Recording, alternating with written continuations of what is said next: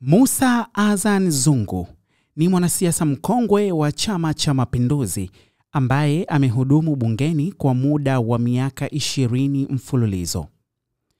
Mussa Azzan Zungu ni mhandisi wa ndege aliyepata mafunzo nchini Tanzania na Canada, akionyesha umahiri katika taaluma ya kiufundi kabla ya kuingia kwenye siasa.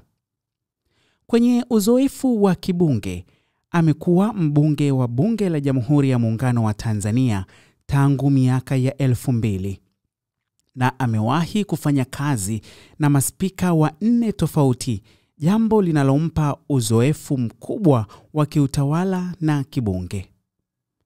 Lakini mbali na uzoefu alionao serikalini, amewahi kuhudumu kama waziri wa nchi, ofisi ya makamu wa rais, muungano na mazingira, nafasi iliyompatia uzoefu katika masuala ya utawala wa serikali na ushirikiano wa muungano.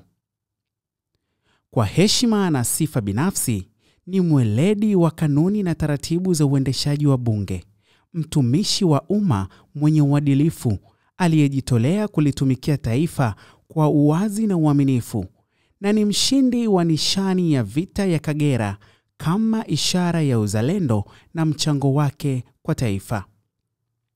Kiufupi, huu ni wasifu wa spika wa Bunge la 13 la Jamhuri ya Muungano wa Tanzania.